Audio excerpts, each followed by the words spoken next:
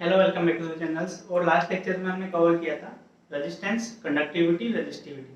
आज हम बात करेंगे कि जो टेम्परेचर्स हैं उसका रेजिस्टेंस पे क्या इफेक्ट पड़ता है। कि टेम्परेचर बढ़ता है तो रेजिस्टेंस बढ़ेगा, घटेगा या उतना रहेगा। तो ये कैसे डिपेंड करता है वो सब हम बात करने वाले हैं। तो आज का पहला टॉपिक हम लेते हैं effect of temperature on resistance. तो देखो, तीन टाइप के मेटल्स होते हैं, हमने पढ़ा हुआ है, कंडक्टर, इंसुलेटर्स एंड अलॉयज। इसको बोलते हैं मिश्र धातु। तो देखो, सबसे पहले बात करते हैं कंडक्टर्स की। कंडक्टर्स कंडक्टर्स में क्या होगा, दूसरा हम लेते हैं यहाँ पे इंसुलेटर या सेमी कंडक्टर।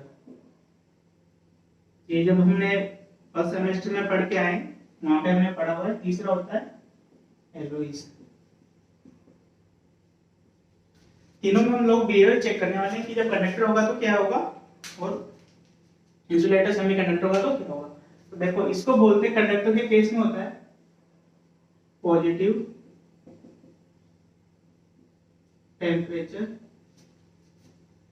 कोएफिशिएंट। इसका मतलब क्या हुआ कि कोई भी कंडक्टर है उसका टेम्परेचर बढ़ेगा तो उसका रेजिस्टेंस भी बढ़ेगा। जैसे जैसे टेम्परेचर बढ़ेगा वैसे वैसे रेजिस्टेंस भी बढ़ेगा। तो उसको बोलेंगे हम पॉजिटिव टेम्परेचर कोएफिशिएंट। पॉजिटिव मतलब दोनों साथ साथ बढ़ रहे हैं। इस जो टेम्परेचर कोएफिशिएंट होता है उसको हम अल्फा से भी रिप्रेजेंट करते हैं। अभी हम इसका डेरिवेशन करने वाले हैं आगे।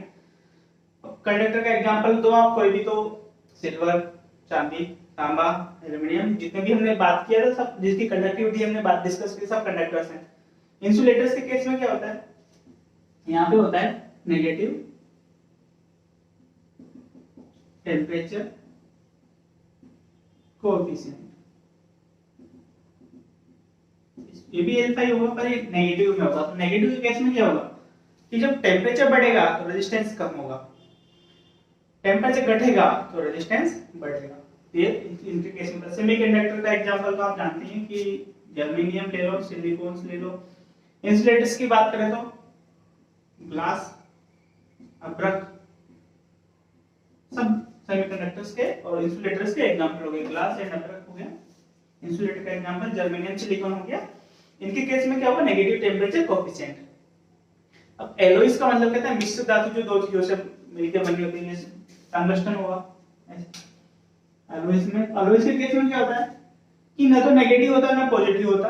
मतलब टेम्परेचर बढ़ेगा तो रेजिस्टेंस बढ़ेगा पर बहुत कम बढ़ेगा, जिसको नेग्लिजिबल भी बोल सकते हैं, नगण्य। मतलब इनके केस में भी क्या होता है कि टेम्परेचर बढ़ेगा तो रेजिस्टेंस भी बढ़ेगा पर बहुत कम बढ़ेगा। ऐसा नहीं कि जितना इनके केस में तो सीधा सीधा रिलेशन है कि जैसे टेम्परेचर बढ़ा है रेजिस्टेंस बढ़ रहा है। इनके केस में ऐसा नहीं होगा, टेम्परेचर बढ़ेगा पर रेजिस्टेंस बढ़ेगा पर बहुत कम बढ़ेगा, इसको हम नगण्य भी मान सकते हैं। ये हो गया। इनके केस में भी होता है पॉजिटिव टेम्परेचर कोएफिशिएंट। इनमें भी पॉजिटिव होगा, पॉजिटिव टेम्परेचर कोएफिशिएंट। इतना हो गया। पॉजिटिव टेम्परेचर कोएफिशिएंट इसका भी हो गया, एलॉयज का भी, कंडक्टर का भी होगा। नेगेटिव होता है सेमीकंडक्टर एंड इंसुलेटर में। पर अब क्वेश्चन ये है कि ऐसा होता क्यों है कि कंडक्टर में ऐसा हो रहा है, इंसुलेटर में ऐसा हो रहा है, एलॉयज में ऐसा हो रहा है। तो ऐसा क्यों होता है, उसका रीजन हम यहाँ पर देखते हैं कि हमने जब केमिस्ट्री पढ़ा था फर्स्ट ईयर में, तो वहां पे क्या था कि हमने पढ़ा कि जब उस पहले ही लेक्चर में मैंने बताया था कि जो एटम्स होता है उसमें 2 इलेक्ट्रॉन्स, 8 इलेक्ट्रॉन से लास्ट में 4 इलेक्ट्रॉन्स। तो जहां पे हमने बात किया था कि जो फ्री इलेक्ट्रॉन्स, मुक्त इलेक्ट्रॉन्स होते हैं, वो जिसमें ज्यादा मुक्त इलेक्ट्रॉन्स होते हैं वो क्या होता है, कंडक्टर। सिंपल हमने बात किया था। जिसमें 4 इलेक्ट्रॉन्स होते हैं जो सहसंयोजक बंध बनाते हैं, कोवेलेंट बॉन्ड होते हैं, सेमीकंडक्टर। ये हमने वहां पे डिस्कस किया हुआ है। तो देखना, जिसमें ज्यादा मुक्त इलेक्ट्रॉन्स होते हैं वो ज्यादा कंडक्टर होता है, ये हमने पढ़ा हुआ है। अभी क्या होगा, जैसे जैसे मैं टेम्परेचर बढ़ाऊंगा तो इनका जो जितने भी फ्री इलेक्ट्रॉन्स हैं इनका मूवमेंट बढ़ जाएगा, तो एक दूसरे से टकराएंगे। तो एक दूसरे से टकराएंगे तो क्या करेंगे, जो करंट फ्लो हो रहा है उसमें रेजिस्टेंस पैदा करेंगे। इसीलिए टेम्परेचर बढ़ने पर इनका रेजिस्टेंस भी बढ़ता है, क्योंकि जो इसका मुक्त इलेक्ट्रॉन्स है, हमारे जो फ्री इलेक्ट्रॉन्स है, इनकी जो गति है उसमें बाधा उत्पन्न करता है। टेम्परेचर, क्योंकि जैसे जैसे टेम्परेचर बढ़ता है इनका मूवमेंट बढ़ जाता है। ऐसा इस केस में होता है। सेमीकंडक्टर के केस में क्या होता है, ध्यान से देखना। इनके केस में जो मुक्त इलेक्ट्रॉन्स होते हैं वो पहले से कंडक्टर में ज्यादा होते हैं, इसमें बहुत कम होते हैं। अब इनका टेम्परेचर बढ़ाएंगे ना तो यहाँ पे क्या होगा कि जो ये कोवेलेंट बॉन्ड बना के रखते हैं पहले से, जो कोवेलेंट बॉन्ड बनाते हैं पहले से बना हुआ है कोवेलेंट बॉन्ड, अब ये क्या होगा कि जैसे टेम्परेचर बढ़ेगा तो ये कोवेलेंट बॉन्ड टूट जाएगा। ये बॉन्ड टूटेगा तो क्या होगा, ये फ्री इलेक्ट्रॉन जनरेट हो गए, ज्यादा फ्री इलेक्ट्रॉन्स तो ज्यादा कंडक्टिविटी तो रेजिस्टेंस कम।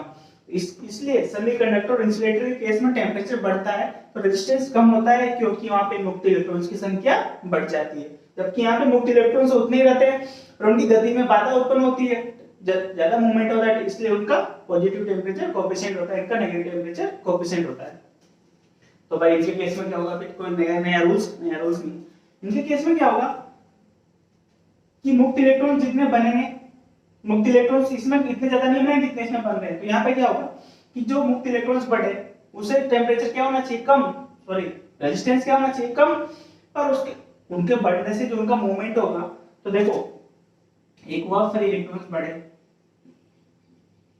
ठीक है, दूसरा क्या होता है फ्री इलेक्ट्रॉन्स तो बढ़ गए मतलब रेजिस्टेंस कम होना चाहिए, पर उनका जो मूवमेंट है वो भी तो चालू हुआ ना, तो जो उनका गति हुआ, जो मूवमेंट हुआ, टेम्परेचर बढ़ने से जो उनका मूवमेंट बढ़ा, तो जब फ्री इलेक्ट्रॉन्स बढ़े, जो मूवमेंट्स बढ़ा, उन दोनों एक दूसरे को क्या करते, दूसरे को क्रॉस कर देते, एक दूसरे को कट कर देते, ये दोनों एक दूसरे को कट कर देते। जितना मूवमेंट्स फ्री इलेक्ट्रॉन्स बढ़े तो मूवमेंट्स भी बढ़ गया, तो बात बराबर हो गई ना। तो इसलिए इनका जो टेम्परेचर कोएफिशिएंट होता है वो तो पॉजिटिव है, पर टेम्परेचर बहुत कम बढ़ता है, इसको हम नगण्य या नेग्लिजिबल भी बोल सकते हैं। तो ये था इसके पीछे का थ्योरी पूरा। ये बहुत ध्यान रखने वाला है, आपको याद रखना है कि कोई भी कंडक्टर है तो उसका पॉजिटिव टेम्परेचर कोएफिशिएंट होगा, मतलब रेजिस्टेंस बढ़ने पे टेम्परेचर बढ़ने पे रेजिस्टेंस बढ़ेगा, टेम्परेचर बढ़ने पे रेजिस्टेंस कम होगा, टेम्परेचर बढ़ने पे रेजिस्टेंस बढ़ेगा पर बहुत कम बढ़ेगा। तो जो पॉजिटिव टेम्परेचर कोएफिशिएंट अल्फा है, इसका डेरिवेशन होता है वो हम कर लेते हैं।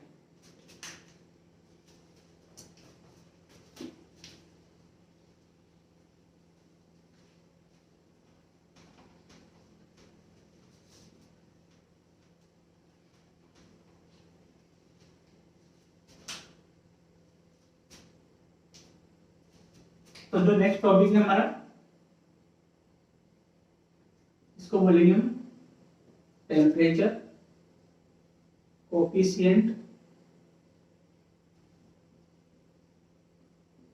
ऑफ रेजिस्टेंस, इसको रिप्रेजेंट करते हैं अल्फा के साथ में। Temperature coefficient of resistance alpha, इसका डेरिवेशन हम यहाँ पे करने वाले हैं कि कैसे कैसे आएगा। कि कोई मानना है चालक है,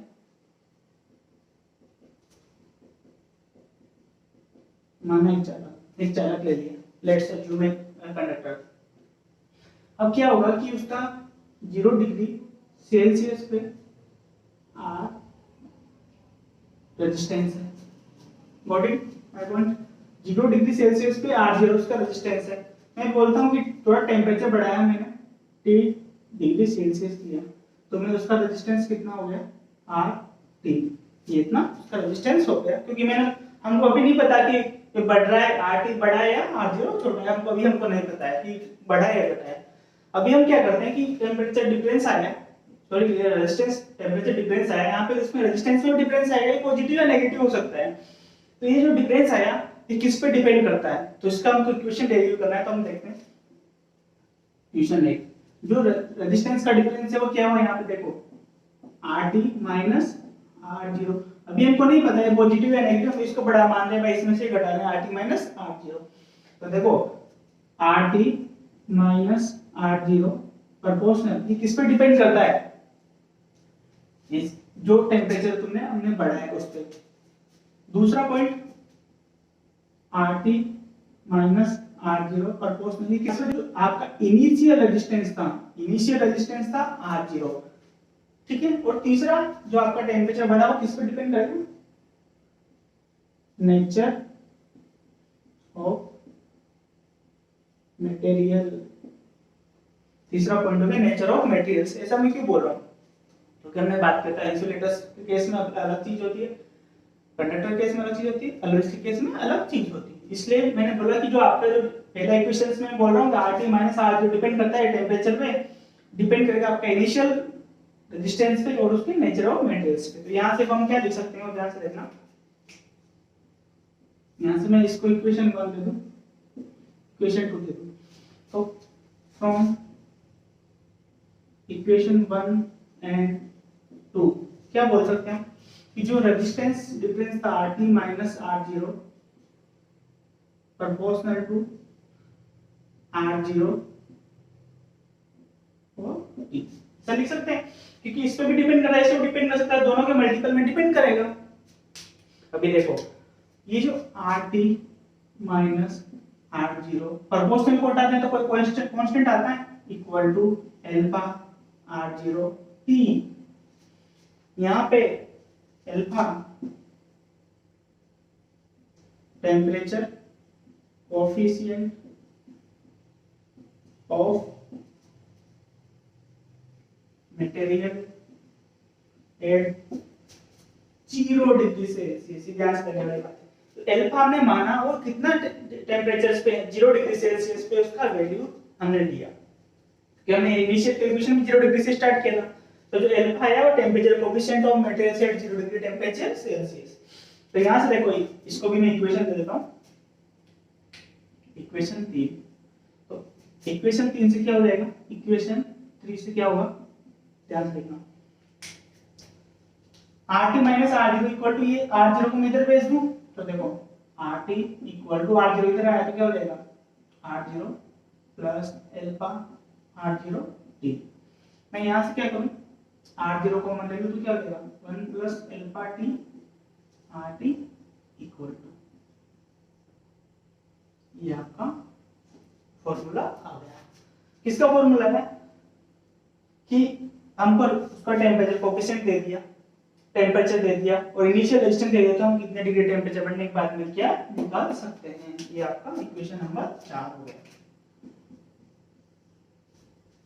अभी देखो मैं यहाँ से एक चीज और कंपैरिजन करा रहा हूँ, ये कोई भी एक टेम्परेचर इक्वेशन था, अब इस इक्वेशन से हम यहाँ पे लिखते हैं, ध्यान से देखना कि 0 डिग्री पे R0 था, 3 डिग्री सेंटीग्रेड पे RT था। अभी देखना मैं यहाँ पे बोलता हूँ कि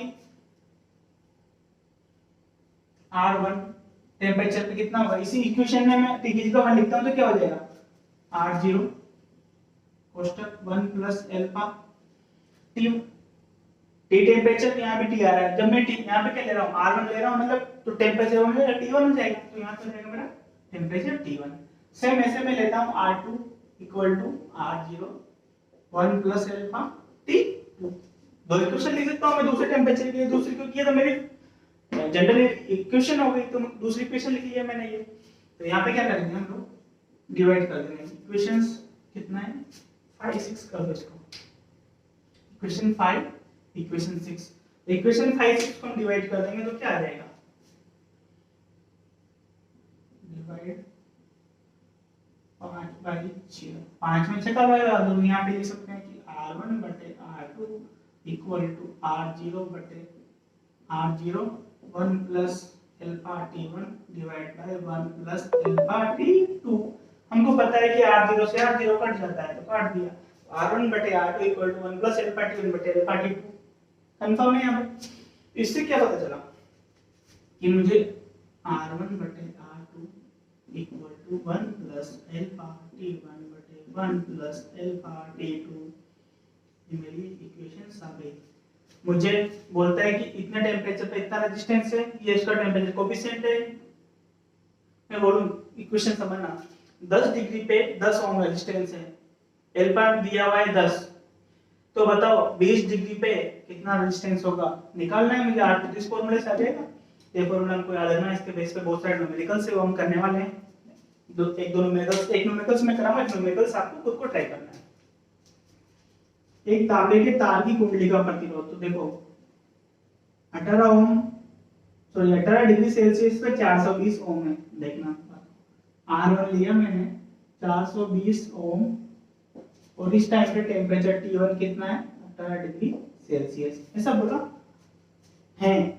तो 72 डिग्री सेल्सियस पर इस कुंडली का प्रतिरोध क्या होगा, तो दूसरा बोला है T2 72 डिग्री सेल्सियस पे इसका रेजिस्टेंस क्या होगा। इस कुंडली का प्रतिरोध क्या होगा, अल्फा 0 इक्वल टू 0.0033 सेल्सियस। जो अल्फा दिया मुझे 0 वो है 0.0043 पर डिग्री सेल्सियस, ये दिया हुआ है मुझे। सिंपल सवाल करना है, तो जो भी हम इक्वेशन सीखा वही करना है। अभी हम इक्वेशन देख के आए कि आर टी इक्वल टू होता है R01 प्लस अल्फा टी, इतना हम सीख के आए। इसके बेस पे हमने एक दूसरी इक्वेशन डिराइव किया था कि R2 बटे R1 equal to 1 plus alpha T2 बटे 1 प्लस अल्फा T1। आप किसी को भी ऊपर नीचे लिख सकते हो, कोई फर्क नहीं पड़ता। देखना R2 हमको फाइंड आउट करना है, तो देखो R2 हमको फाइंड आउट करना है, तो मैं क्या करूंगा R1 को से मल्टीप्लाई कर दूंगा, तो यहाँ क्या हो जाएगा R2 इक्वल टू हो जाएगा R1 multiply 1 plus alpha T2 बटे 1 प्लस अल्फा T1। R1 का वैल्यू पता है हमको 420 ओम, तो 420 ओम 1 प्लस अल्फा का वैल्यू पता है, यहाँ पे दिया हुआ है 0.0043 मल्टीपल T2 कितना है 72 डिग्री, तो 72 divide by 1 plus 0.0043 18 degree. T1 का वैल्यू दिया हुआ है 18 डिग्री। इनको सोल्व करोगे तो आपके आंसर यहाँ पे आ जाएगा। कितना आंसर आ रहा है तो कैलकुलेटर से आप सोल्व करके देख सकते हो। यहाँ कौन सा बता दो 508, यहाँ पे आपका आंसर आ जाएगा 508.2 डिग्री। सॉरी ये तो क्या रेजिस्टेंस आया, तो रेजिस्टेंस का वैल्यू किसमें होता है ओम, तो ये आपका आंसर 508.2 ओम। या आप कैलकुलेटर में सोल्व कर सकते हो। नेक्स्ट टाइम मैं अपना कैलकुलेटर लेके आऊंगा तो मैं आपको सोल्व करके दिखा दूंगा। तो ठीक है, दूसरा एक और एग्जांपल कर लेते हैं इसके बेस पे। देखो हर एक लेक्चर्स में या हर एक टॉपिक सीखने के बाद उसके एग्जांपल करना बहुत जरूरी है, क्योंकि इन्हीं के बेस पे आपके कांसेप्ट क्लियर होते हैं, इन्हीं से आपके जो प्रैक्टिस बनेगी न्यूमेरिकल सॉल्व करने की। तो एक और एग्जांपल लेते हैं।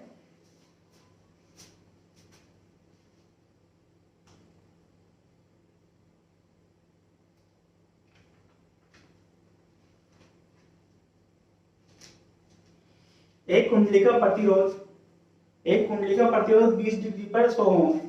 40 डिग्री पर प्रतिरोध ज्ञात करो। देखो तो पहले दिया हुआ है कि ये कुंडली का प्रतिरोध 20 डिग्री पर, तो T1 पे 20 डिग्री पे R1 है मेरा 100 ओम। दूसरा बोलता है 40 डिग्री पे इसका प्रतिरोध ज्ञात करो। T2 इक्वल टू है 40 डिग्री सेल्सियस, R2 हमको ज्ञात करना है। 20 डिग्री सेल्सियस पर प्रतिरोध ताप गुणांक 0.0039 है। देखो क्या दिया हुआ है 20 डिग्री सेल्सियस पर अल्फा दिया हुआ है कितना 0.0039 डिग्री सेल्सियस। अब देखो अगर मैं न्यूमेरिकल्स करा रहा हूँ बार बार, तो ऐसा तो होगा नहीं कि लल्लू होगा तो एक करवाया दूसरा दिया ऐसा आंसर है, ऐसा नहीं होता।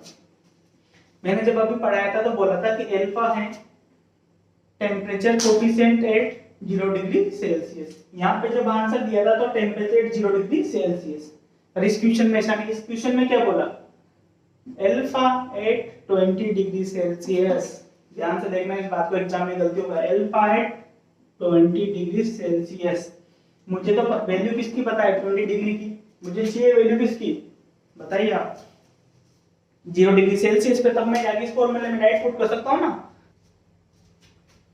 यहाँ पे देखो ध्यान से, मुझे दिया हुआ है अल्फा 20 डिग्री सेल्सियस पर।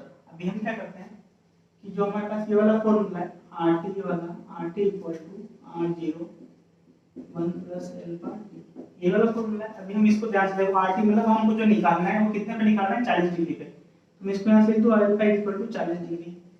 R0 मतलब हमारे पास T1 कंडीशन दी हुई, इस पे कितना है जो R0 मतलब इनिशियल कंडीशन 100 डिग्री, तो इसको हम लिख देंगे R20 पे दिया हुआ है प्लस 1 प्लस अल्फा मेरे पास कितने वाला है यहाँ पे अल्फा 20 वाला है, तो मैंने यहाँ पे लिखा अल्फा 20। अब देखो यहाँ पे T की जगह मैं क्या करूंगा अल्फा 0 होता, अल्फा मेरा 0 डिग्री होता तो मेरा यहाँ पे T कितना आता है 40 पे निकालना है मुझे अभी। पर अगर मेरा अल्फा 20 है तो मुझे क्या करना पड़ेगा जो डिफरेंस है जो T निकालना है T 40 पे निकालना है ना। यहाँ पे T का वैल्यू कितना है 40, ध्यान से देखना अगर भी ये एल्फा 0 होता तो मैं यहाँ पे क्या लिखता, एल्फा 0 40 काम करता हूँ, पर यहाँ पे मेरा एल्फा कितने डिग्री पे, 20 डिग्री पे, तो मैं क्या करूँगा कि मुझे 20 डिग्री पे है, तो मैं यहाँ पे क्या करने वाला हूँ, 40 माइनस 20 डिग्री। 0 पे था 40 माइनस 0 मतलब 0, यहाँ पे 0 आया था। 20 है तो 20, यहाँ 30 होगा तो 40, 30 है तो यहाँ पे 40 माइनस 30, ये हो गया आपका सवाल। अब इसको सोल्व करना है तो आप R40 इक्वल टू R20 कितना दिया हुआ है, देखो R20 सो 1 प्लस अल्फा 20 कितना दिया हुआ है, 0.0039, 40 माइनस 20 मतलब 20, ये करोगे सोल्व करोगे तो आंसर आ जाएगा। सोल्व करके आप मेरे को बताना कि कितना आंसर आता है। ये हो गया थोड़ा अच्छा वाला एग्जांपल्स, क्योंकि सारे इतने लल्लू एग्जांपल्स हमको करने नहीं है तो थोड़ा टफ एग्जांपल्स। इसमें ध्यान रखना है कि जो अल्फा का वैल्यू दिया हुआ 0 डिग्री पे दे तो डायरेक्ट यूज करना है, नहीं दे तो हमको जो टेंपरेचर पे दिया हुआ है उसे जिस टेंपरेचर निकालना है उस टेंपरेचर से घटाना है। अभी देखना एक चीज यहाँ पे ध्यान से, बहुत ध्यान से सुनना। 40 माइनस 20, अभी मैं आपको बोलूं कि मैंने अल्फा दिया है वो 60 डिग्री पे दे दूं मैं, तो क्या होगा, 40 माइनस 60 यही होने वाला है ना, 40 माइनस 60, तो यहाँ कितना आ जाएगा माइनस 20, तो ये जो वैल्यू आएगी वो एक माइनस एक में से घट के मल्टीपल होके आ जाएगी। तो ये आपको ध्यान रखना है। जब अल्फा 20 पे दिया हुआ है, अल्फा 60 पे देंगे तो क्या होगा, जो रेजिस्टेंस है 100 से कम आने वाला है, इतना आपको कंफर्म हो जाना चाहिए। अभी अब बात करें एक और टॉपिक छोटा सा ही, आपको बताइए कि ओम्स का नियम क्या है। तो जब हम नेक्स्ट लेक्चर्स में पढ़ेंगे तो सीरीज